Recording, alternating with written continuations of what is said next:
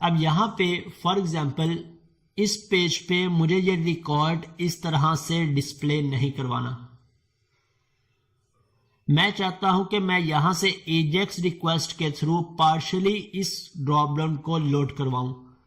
अब इसका बेनिफिट क्या होगा? इसके बहुत सारे बेनिफिट्स हैं। हमें सबसे पहले एजेक्स रिक्वेस्ट को सीखना पड़ेगा जो हमारी बार बार हमारी एप्लीकेशंस में यूज होगी। एजेक्स कॉल्स क्या होती है, किस पर्पस के लिए यूज होती हैं।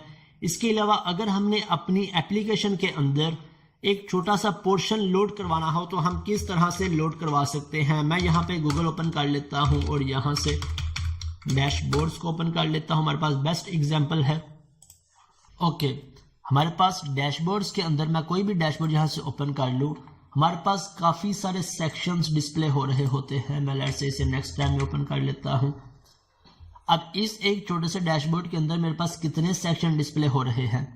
मेरे पास यहाँ पे ओवरऑल प्रोग्रेस का सेक्शन डिस्प्ले हो रहा है। इसके बाद ये एक सेक्शन है जिसके अंदर planning, design, development, then project budget का सेक्शन है। देन नीचे मेरे पास एक ग्राफ आ रहा है, लेफ्ट साइड पे सेक्शन है, राइट साइड पे भी कुछ सेक्शंस हैं। अब क्या हमारी इस तरह की रिक्वायरमेंट होती है कि जब यूजर मेरा ये पेज लोड करे तो ये सारे के सारे सेक्शंस मेरे डेटाबेस में से लोड होकर यहाँ पे डिस्प्ले हो जाएं।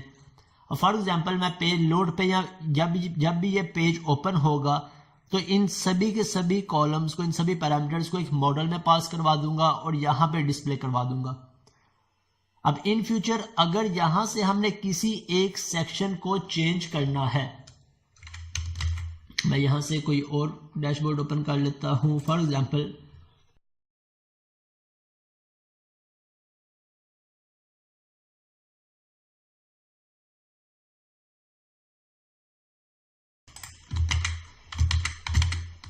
ये मेरे पास बेस्ट एग्जांपल है इसको डिस्कस करने के लिए।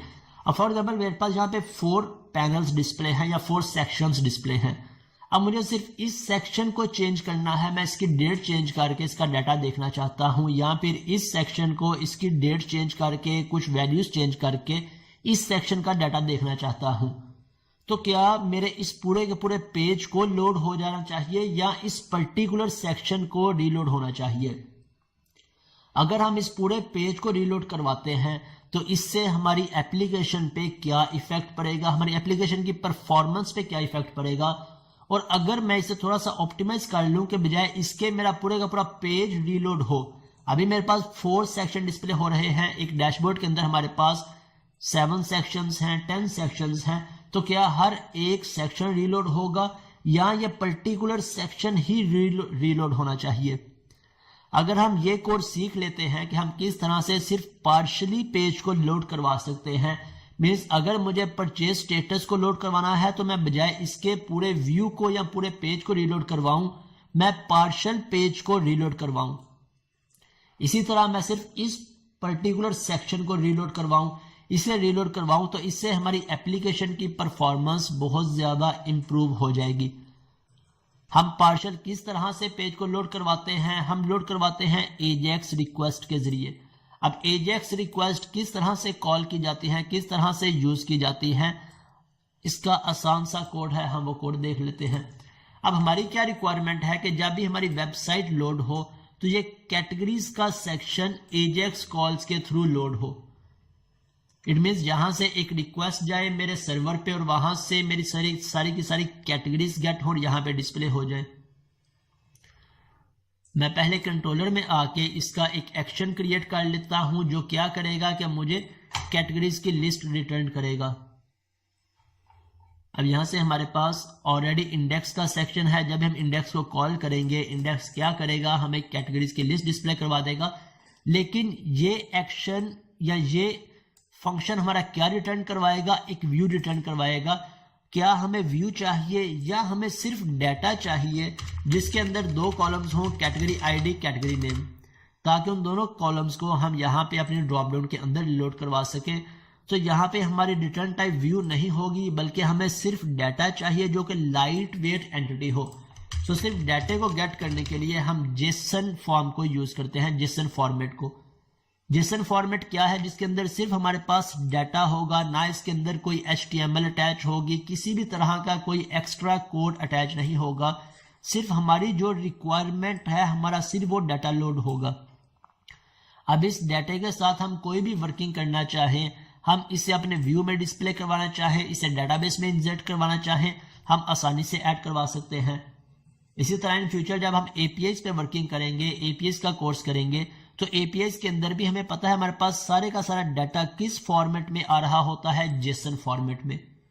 सो मैं यहां से एक और एक्शन क्रिएट करता हूं जिसके अंदर मैं कैटेगरीज की लिस्ट गेट करूंगा और रिटर्न किस फॉर्मेट में करवाऊंगा। अब मैं व्यू फॉर्मेट यूज नहीं करूंगा, मैं रिटर्न करवाऊंगा जेसन फॉर्मेट में। मैं यहां से आके एक एक्शन क्रिएट करता हूं पब्लिक, लेट्स से मैं इसकी रिटर्न टाइप अभी एक्शन ही रख लेता हूं और गेट कैटेगरीज।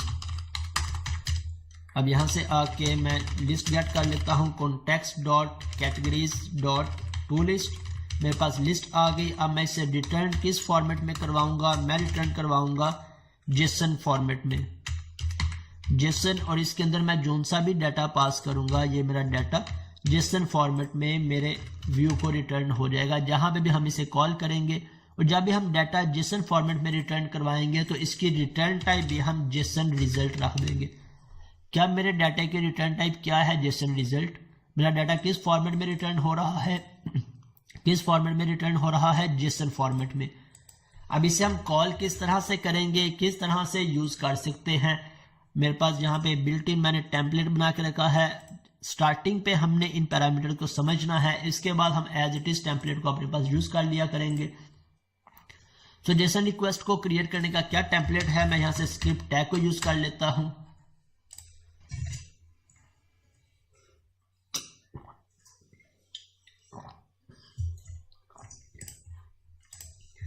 स्क्रिप्ट के अंदर हमने jQuery का कोड यूज करना है। सो हम यहां से आके डॉक्यूमेंट डॉट रेडी और रेडी के अंदर मैं फंक्शन डिफाइन कर लेता हूं। ये वो कोड है जो हम प्रीवियस jQuery के कोर्स में डिटेल में डिस्कस कर चुके हैं कि जब भी हम jQuery के साथ वर्किंग करने जाएंगे तो हमने jQuery का बेस कोड लास्ट में लिखना होता है। इसके बाद नेक्स्ट जहां पे मुझे AJAX रिक्वेस्ट कॉल करनी है। AJAX रिक्वेस्ट किस तरह से हम कॉल करते हैं? हम यूज करते हैं इसके कुछ पैरामीटर्स को $.ajax, और AJAX के अंदर हमारे पास कुछ पैरामीटर्स होते हैं। कौन कौन से पैरामीटर्स हैं? जो हमारी रिक्वायरमेंट है वो पैरामीटर्स हम यहाँ पे यूज कर लेंगे। फर्स्ट पैरामीटर हमें लाजमी बताना होता है कि हमारा ये एक्शन गेट का एक्शन है या पोस्ट का एक्शन। मीन्स मेरी जो रिक्वेस्ट यहाँ से जनरेट होगी मेरे सर्वर पे, वो रिक्वेस्ट की टाइप क्या होगी। अगर मैं उस कंट्रोलर में से या इस रिक्वेस्ट के अगेंस्ट डाटा गेट कर रहा हूं तो हम यहां पे गेट रिक्वेस्ट को यूज कर लेंगे। अगर मैं कोई डाटा सबमिट कर रहा हूं तो हम यहां पे पोस्ट रिक्वेस्ट को यूज कर लेंगे। अब हमारी क्या रिक्वायरमेंट है? हमने गेट को यूज करना है या पोस्ट को? मैं यहां पे डाटा गेट कर रहा हूं सो मैं गेट को यूज कर लूंगा। इसके बाद हमने यहाँ पे नेक्स्ट पैरामीटर डिफाइन करना है URL, कि किस कंट्रोलर में से मेरा डाटा गेट होगा। हम यहाँ पे URL डिफाइन कर लेंगे। फर्स्ट पे controller name, then action name. अब मेरा कंट्रोलर नेम क्या है? कैटेगरी, और एक्शन कौन सा है? Gate categories.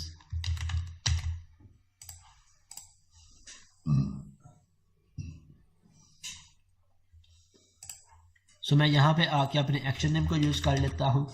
इसके बाद अगर मुझे यहाँ से कोई डाटा पास करना है, कोई आईडी पास करनी है, नेम पास करना है, तो हमारे पास एक और प्रॉपर्टी है डाटा के नाम से। डाटा के अंदर मुझे आईडी पास करनी है, सो मैं यहाँ पे आईडी पास कर दूं। मुझे नेम पास करना है, मैं कोई भी नेम रख लूँ, वो नेम यहाँ पे पास कर दूं।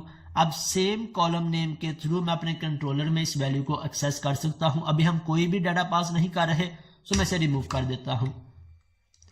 3 प्रॉपर्टीज हो गई। इसके बाद अगर ये रिक्वेस्ट मेरी सक्सेसफुली डाटा गेट करके लाएगी तो हमारी सक्सेस की एट्रीब्यूट के अंदर इसका रिजल्ट आ जाएगा। वो हम इस तरह से अपने पास सेव कर लेंगे या यूज कर लेंगे। और अगर कोई एरर आएगा तो मेरे पास एरर एट्रीब्यूट के अंदर, एरर के फंक्शन के अंदर इसका एरर आ जाएगा। सो ये 4 बेसिक पैरामीटर्स हैं जो हम हर एक AJAX रिक्वेस्ट में यूज करेंगे। अगर हमने डाटा पास करना है तो हम यहाँ से डाटा भी यूज कर लेंगे। अभी हम डाटा को पास नहीं कर रहे, तो हम डाटा यहाँ से पास नहीं करते। अब एरर के अंदर जो भी एरर आएगा मेरे फंक्शन पैरामीटर के अंदर वो एरर आ जाएगा। और अगर मेरी ये रिक्वेस्ट सक्सेसफुली डाटा गेट कर रही है तो यहाँ से हमारे पास रिजल्ट आ जाएगा। अब इस रिजल्ट को हम जहाँ पे भी डिस्प्ले करवाना चाहें हम करवा सकते हैं। इस एरर को हम जहाँ पे भी डिस्प्ले करवाना चाहें हम करवा सकते हैं। मैं सिंपल यहाँ पे लिख लेता हूँ, एरर डिस्प्ले करवा देता हूँ। और जो सा भी मेरे पास रिजल्ट आया है इस रिजल्ट को सिंपल मैं कंसोल के अंदर डिस्प्ले करवा देता हूँ, console.log। मैं कंसोल में डिस्प्ले करवा लूँ या इसके लिए भी अलर्ट में डिस्प्ले करवा लूँ, मेरा रिजल्ट डिस्प्ले हो जाएगा। अब यहाँ पे आके फर्स्ट पे मैं एक ब्रेक पॉइंट हिट कर लेता हूँ कैटेगरीज में। सॉरी, ये मुझे कैटेगरीज में नहीं चाहिए था, मुझे ये रिक्वेस्ट क्रिएट की है मैंने प्रोडक्ट्स के अंदर। ये मेरा प्रोडक्ट का पेज है। ओके, जब ये पेज लोड होगा तो कैटेगरीज में से कैटेगरीज की लिस्ट गेट करके लाएगा। ओके, मैं यहाँ से आके इसमें ब्रेक पॉइंट हिट करता हूँ और इसे रन करके चेक करता हूँ।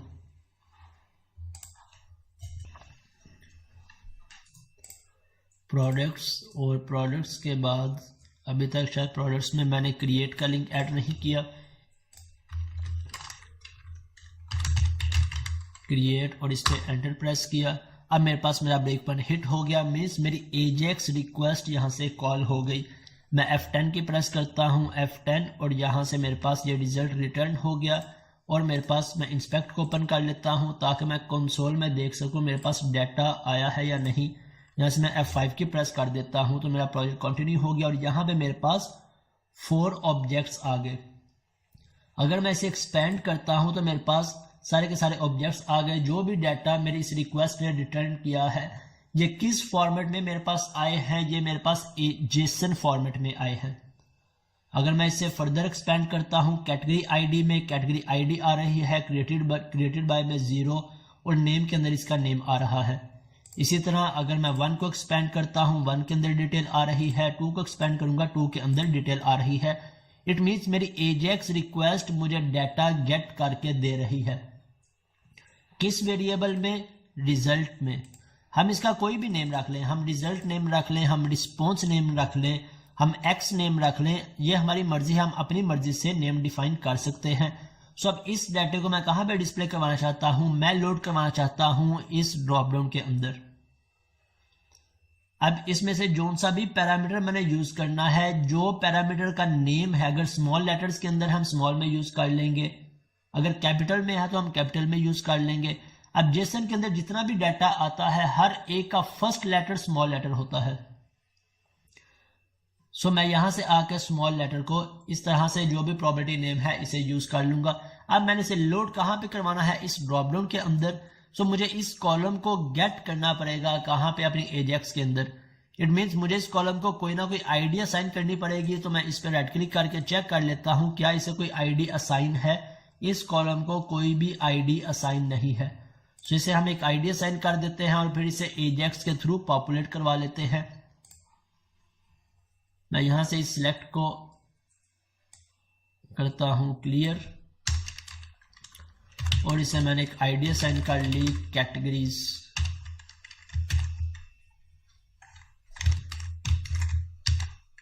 और यहां से आके अब मैं इसे गेट कर लेता हूं। जेक्यूरी के अंदर हम कैसे गेट कर सकते हैं? कैटेगरी को आईडी है, आईडी को गेट करने के लिए हम हैश को यूज करते हैं। क्लास हो तो डॉट को यूज कर लेते हैं और अगर सिंपल टैग को एक्सेस करना है तो सिंपल टैग नेम। अब इसके अंदर हमारे पास 2 प्रॉपर्टीज होती हैं डाटा ऐड करवाने की। एक मेरे पास HTML की प्रॉपर्टी है और दूसरी मेरे पास अपेंड की प्रॉपर्टी है।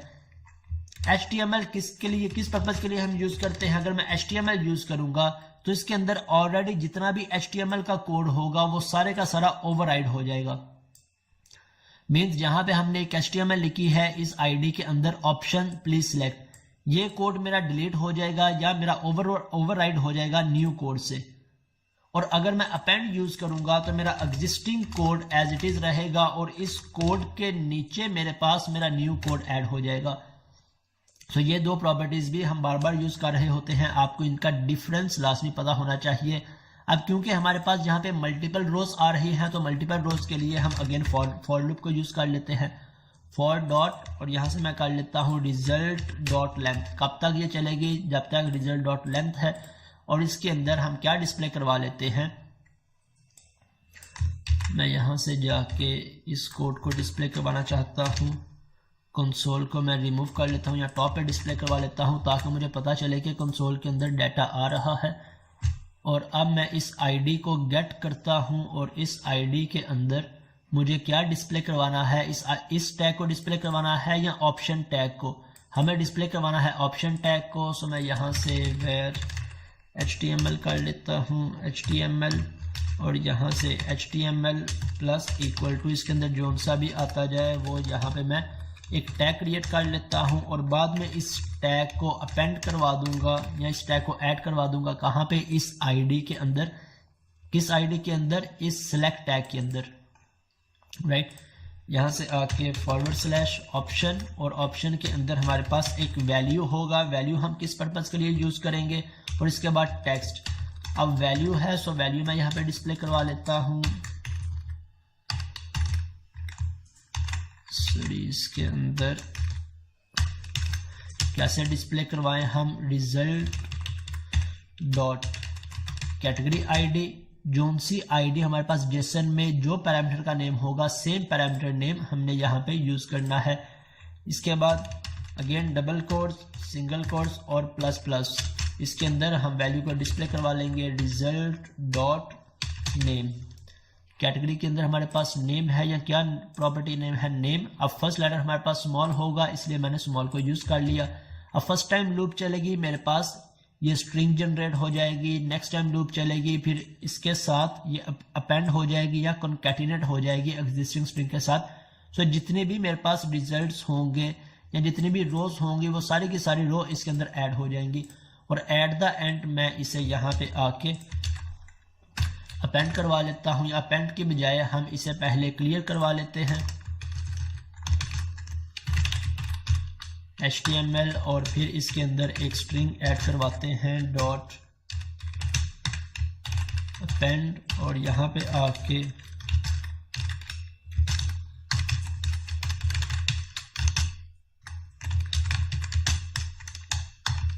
मैं इस पे करवा लेता हूँ प्लीज सिलेक्ट, और एट द एंड जो भी इसके अंदर स्ट्रिंग आएगी उसे इसमें अपेंड करवा लेते हैं। अब देखते हैं कि क्या हमारी ये रिक्वायरमेंट एज एक्सपेक्टेड फुलफिल होती है या नहीं। इसको इम्प्लीमेंट करने के काफ़ी सारे आसान वेज भी हैं, लेकिन इन सभी प्रॉपर्टीज़ का हमें पता होना चाहिए, इसलिए मैं इन्हें बार बार यहाँ पे यूज़ कर रहा हूँ। ओके, अब इसे रन करते हैं और देखते हैं कि क्या मेरे पास सभी की सभी कैटेगरीज यहाँ पे लोड होती है या नहीं। ओके,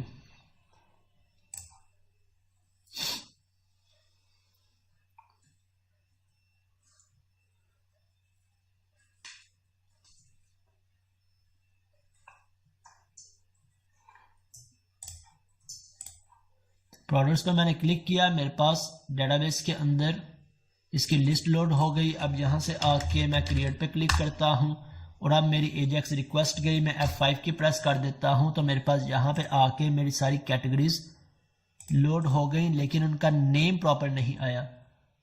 और इसके साथ अगर मैं यहाँ पे देखूँ तो सिलेक्ट के नीचे एक और सिलेक्ट से स्टार्ट हो रहा है। अब यहाँ पे मेरे पास क्या इशू आ रहा है, मैं लेट्स से इंस्पेक्ट को ओपन कर लेता हूँ। कंसोल में जितने पैरामीटर्स हमने लोड करवाए थे उन्हें देख लेते हैं। कैटेगरी आईडी, क्या हमने सेम नेम यूज किया इसके लिए, यहाँ पे मेरे पास कैटेगरी आईडी। इसके बाद रिजल्ट डॉट नेम, क्या हमने सेम नेम यूज किया, हमने सेम नेम यूज किया, लेकिन यहाँ पे हमने इसे ये नहीं बताया कि ये रिजल्ट किस इंडेक्स का हो। अगर हम यहाँ पे देखें तो हमारे पास 4 इंडेक्सेस आ रहे हैं, 0 इंडेक्स, 1, 2, 3। सो जितनी दफा भी लूप चले हमें हर एक रो की कैटेगरी आईडी और नेम चाहिए।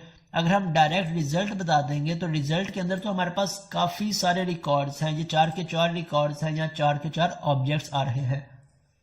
इट मीन्स फॉर लूप के थ्रू जब भी हमने डाटा गेट करना है तो हमने यहाँ पे बताना है कि किस रो का डाटा आए। मैं यहाँ पे 0 की बजाय आई इंडेक्स को मेंशन कर देता हूँ कि जो फर्स्ट रो हो, तो यहाँ पे मेरे पास फर्स्ट रो की कैटेगरी आईडी और फर्स्ट रो का नेम आ जाए। इसके बाद जब लूप चले इसकी आईडी 1 हो, इट मीन्स 1 इस रो का रिकॉर्ड हो तो इस रो की आईडी और इस रो का नेम। इसके बाद 2 हो तो इस रो की आईडी और इस रो का नेम। अब लेट्स से मैं इसे दोबारा से रिस्टार्ट करके देखता हूं। मैं क्लिक करता हूं प्रोडक्ट पे और यहां से क्रिएट, मेरे पास एजेक्स रिक्वेस्ट सेंड हो गई, कंटिन्यू पे क्लिक किया और अब चेक कर लेते हैं। मेरे पास मेरे नेम एज एक्सपेक्टेड आ रहे हैं, लेकिन यहाँ पे एक प्रॉब्लम आ रही है। क्या प्रॉब्लम? कि ऑलरेडी ये सिलेक्ट जो मैंने लिखा था वो सिलेक्ट क्लियर नहीं हो रहा। मैंने अपने HTML के अंदर सिलेक्ट लिखा था, वो सिलेक्ट क्लियर नहीं हो मेरा वो सिलेक्ट क्लियर नहीं हो रहा। तो हम किस तरह से इसे क्लियर कर सकते हैं? मैं यहाँ से आके HTML के अंदर सिंगल कॉलन को पास कर दूंगा और यहाँ से भी चाहे मैं पेंट लिखना चाहूँ या HTML लिखना चाहूँ तो यहाँ से पहले जो भी HTML होगी वो क्लियर हो जाएगी। इसके बाद इसकी HTML के अंदर ऑप्शन टैग ऐड हो जाएगा। ऑप्शन टैग के बाद यहाँ पे मेरे पास नीचे जितना भी कोड है ये कोड एग्जीक्यूट होगा और मेरे पास इसकी लिस्ट डिस्प्ले हो जाएगी। अब इसके अंदर काफ़ी सारे हम चेंजेस करेंगे, लेकिन ये बेस कोड अगर आपको समझ आ गया है तो जितनी भी हम एजेक्स रिक्वेस्ट कॉल्स करेंगे हमारा कोड बिल्कुल सेम रहेगा। टाइप एट्रीब्यूट हम हर दफ़ा यूज़ करेंगे, URL की भी हमें रिक्वायरमेंट है, URL भी हम लाजमी यूज़ करेंगे। देन एक डाटा एट्रीब्यूट हमने देखा वो भी हमारा यूज़ होगा। देन जब भी हमारे पास रिजल्ट आएगा तो ये सक्सेस एट्रीब्यूट में आएगा और इस तरह से रिजल्ट आएगा। हम इसे जिस तरह से भी यूज़ करना चाहें यूज़ कर सकेंगे। देन एरर होगा तो एरर के अंदर हमारे पास आ जाएगा। तो ये बेस पैरामीटर्स हैं एजेक्स रिक्वेस्ट के, जिन्हें समझना और इनकी प्रैक्टिस करना हमारे लिए बहुत ज़रूरी है। अगेन मैं आ जाता हूँ प्रोडक्ट,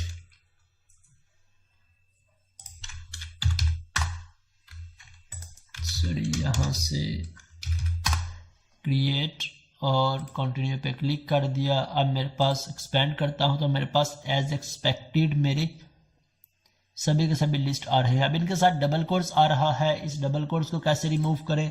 अब ये डबल कोट्स किस तरफ से आ रहा है हमारे पास? हमारे इस कोड में आ रहा है या हमारे कंट्रोलर में से आ रहा है, इसे आपने फिक्स करना है। अब मैं आपको इसकी आज की क्लास की कोई भी असाइनमेंट नहीं दे रहा। जो आपने लास्ट क्लास के अंदर मैंने आपको टास्क दिया था, नेक्स्ट क्लास के अंदर मैंने वो लाजमी चेक करना है। इसके बाद जो आज की क्लास ने आपको टास्क दिया कि इन्हें आपने डेटाबेस के अंदर इंप्लीमेंट करना है, इन क्लासेस को, ये आपका प्रीवियस टास्क है। नेक्स्ट क्लास में मैं आपको आज की क्लास के लिए कोई भी टास्क नहीं दे रहा, लेकिन जितने पेंडिंग टास्क हैं वो आपने लाजमी इंप्लीमेंट करने हैं। एक इनके सारी की सारी क्लासेस क्रिएट करनी है और डेटाबेस के अंदर कन्वर्ट करना है। सेकंड, इन तीनों क्लासेस के लिए आपने मॉडल्स क्रिएट करना है और इसे डेटाबेस के अंदर इंप्लीमेंट करना है। और इसके बाद लास्ट क्लास का आपका टास्क पेंडिंग था। लास्ट क्लास के अंदर मैंने आपको क्या टास्क दिया था मैं वो भी डिस्प्ले करवा देता हूं। आपने 3 प्रोजेक्ट्स क्रिएट करने हैं। एक प्रोजेक्ट क्रिएट करके इसके अंदर डिपार्टमेंट और एम्प्लॉय को मॉडल्स क्रिएट करने हैं और इनके रिलेशन डिफाइन करके उन पे क्रूड ऑपरेशंस को परफॉर्म करना है। देन अगेन आपने एक नया प्रोजेक्ट क्रिएट करना है जिसमें कैटेगरी और सिटी के मॉडल्स क्रिएट करने हैं और इनके रिलेशंस डिफाइन करके उन पे क्रूड ऑपरेशंस को परफॉर्म करना है। और फिर कोर्स इंस्ट्रक्टर मॉडल्स क्रिएट करके उन पे सेम वर्किंग करनी है।